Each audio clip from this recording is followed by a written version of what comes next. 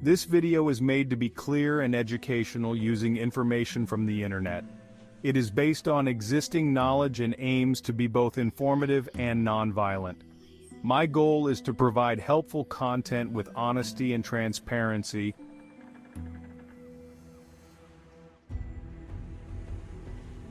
In the realm of true crime, few cases are as unsettling and shocking as that of David Parker Ray, infamously known as the Toy Box Killer. His horrific acts of torture and sexual abuse, executed in a chillingly crafted torture chamber, have left a lasting impression on the public's mind. This video seeks to explore David Parker Ray's life and criminal activities, shedding light on his troubled upbringing, his methods, and the investigation that led to his arrest. As a resident of New Mexico, I feel compelled to share this story. It's hard to believe that something so horrifying could happen so close to home.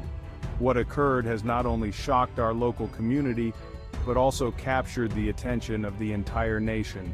As we venture into the grim narrative of the Toy Box Killer, remember the individuals whose lives were irrevocably altered by this deeply disturbed man.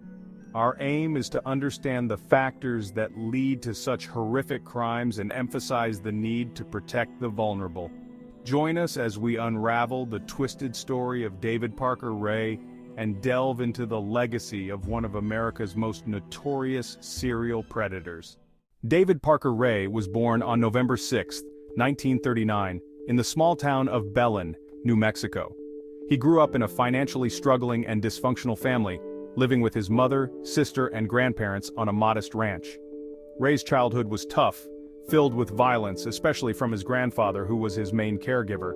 His father, though around occasionally, was abusive towards Ray's mother, exposing young David to domestic violence.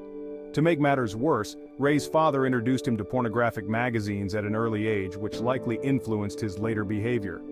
As Ray grew older, the effects of his troubled childhood started to show. He had a hard time in school and was often seen as aggressive. After dropping out of high school, he joined the army but couldn't adjust and was discharged. After that, he drifted from one job to another, never finding stability or purpose. During this chaotic time, his sexual interests took a dark turn as he reportedly got into sadomasochistic activities and developed a fascination with bondage and torture. Throughout his adult life, Ray's relationships were marked by failure. His first marriage, which gave him 2 daughters, ended in divorce because of his abusive nature and infidelity. Later relationships followed the same pattern, with many of his partners suffering from his violent outbursts and twisted sexual demands. As his personal life fell apart, his sadistic tendencies grew stronger, leading to fantasies of kidnapping and torturing women in a specially equipped chamber. David Parker Ray's transformation into the Toy Box Killer can be traced back to his traumatic childhood, early exposure to violence and pornography, and his inability to form healthy relationships. These factors came together to create a perfect storm, leading him to design a soundproof trailer filled with restraints and torture devices. This trailer would become his infamous toy box, where he committed his horrifying crimes for years before finally being caught. His background is a chilling reminder of how untreated trauma and unchecked deviance can create a monster. David Parker Ray's criminal endeavors were marked by careful planning, sadistic torture, and a chilling modus operandi that enabled him to remain undetected for years. His actions were not impulsive. Instead, they stemmed from intense premeditation and a profound desire to inflict pain on his victims. Ray's approach involved luring unsuspecting women into his grasp through various tactics, such as offering rides, drugging their drinks, or employing brute force. Once he had them in his control, he would transport them to his notorious toy box, a soundproof trailer outfitted with an array of torture devices and restraints.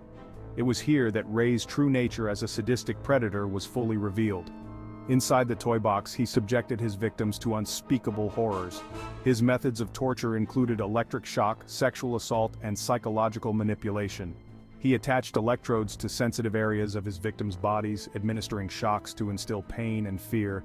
Victims were repeatedly raped and forced to endure various forms of sexual abuse. Ray would play pre-recorded tapes that detailed the torture they would face, heightening their sense of hopelessness.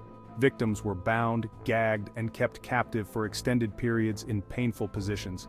The full scope of Ray's crimes remains difficult to gauge, as many victims were reluctant to come forward, and he often drugged them, leaving his victims with fragmented memories of their experiences. Investigators believe he may have been active for decades, with some estimates suggesting he might have tortured and killed as many as 60 women. The true number may never be known, as Ray took many of his secrets to the grave. At the center of David Parker Ray's sinister activities was his infamous toy box, a soundproof trailer he transformed into a torture chamber. This mobile dungeon was packed with restraints, sex toys and various torture devices, where Ray indulged his sadistic fantasies on defenseless victims. The toy box stood as a testament to Ray's meticulous planning and his obsession with control. Inside, victims faced unimaginable horrors. Ray had installed a gynecologist-style table, complete with stirrups, where he would restrain his captives for hours or even days. The walls were lined with whips, chains, pulleys, straps, clamps, leg spreader bars, and surgical blades. A mirror on the ceiling forced victims to witness their own torment, and Ray even crafted an electrical torture device to shock his victims into submission. Perhaps the most chilling aspect was the audio recording Ray played for victims upon their arrival. He calmly explained their fate, that they were now his slaves, and he would do as he pleased with them, warning that any resistance was futile, and that no one would hear their screams. This psychological torment was a crucial element of his modus operandi, designed to break his victims' spirits. When police finally searched his property, they were horrified by what they discovered inside the trailer. For the survivors who had endured the torment of the toy box, witnessing its destruction was an essential step in their healing journey. Although the toy box is no longer standing, its legacy as a symbol of unimaginable cruelty lingers on.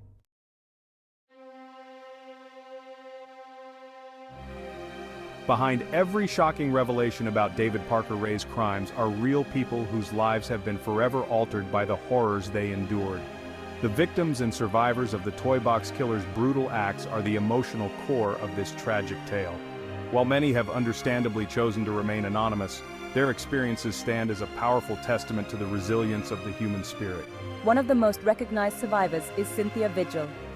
In March 1999, Vigil was abducted by Ray and his accomplices, Cindy Hendy and Dennis Yancey.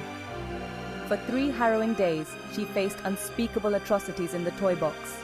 Despite the unimaginable circumstances, Cynthia's indomitable spirit prevailed, and she made a daring escape while still shackled. Her courageous act not only secured her own freedom but also triggered events that brought Ray to justice.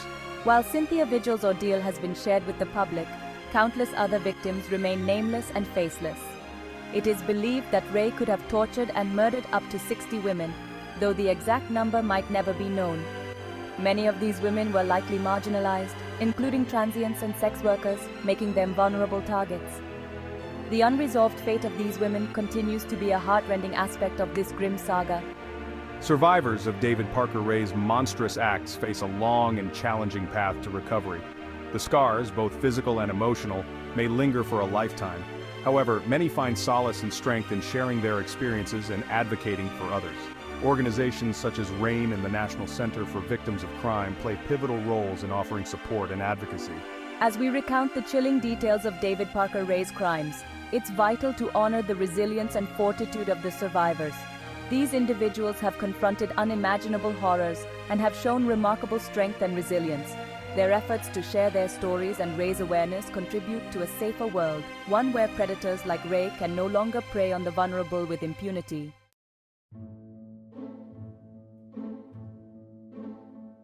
The case against David Parker Ray began in March 1999 when Cynthia Vigil, having just escaped Ray's clutches, sought help while nude and shackled.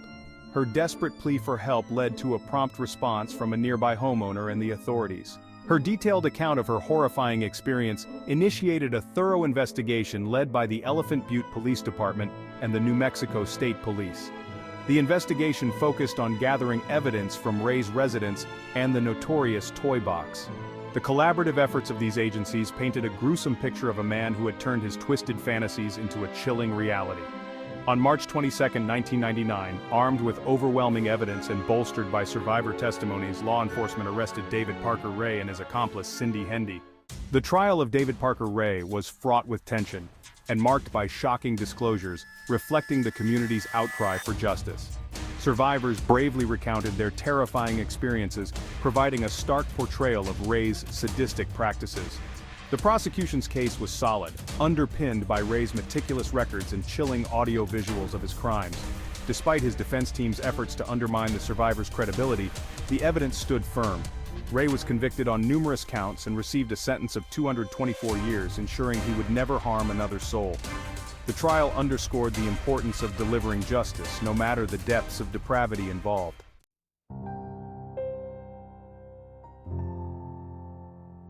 The exposure of David Parker Ray's atrocities rocked the small, tranquil community of Elephant Butte, forever altering its identity. The revelation that such evil had lurked in their midst shattered the residents' sense of safety and trust. The community wrestled with the harsh reality that Ray's activities had gone unnoticed for so long, prompting introspection and criticism of local law enforcement. In the aftermath, Elephant Butte banded together, fostering support networks for the victims and their families, and honoring both the survivors and those who were lost. Through these collective efforts, the town began to mend the deep wounds inflicted by Ray's heinous acts. Gradually, they restored the trust and security that had been so brutally compromised. Thank you for watching my channel. If you enjoyed this video, please consider subscribing. Your support helps me create more content and earn a little extra income. Thank you.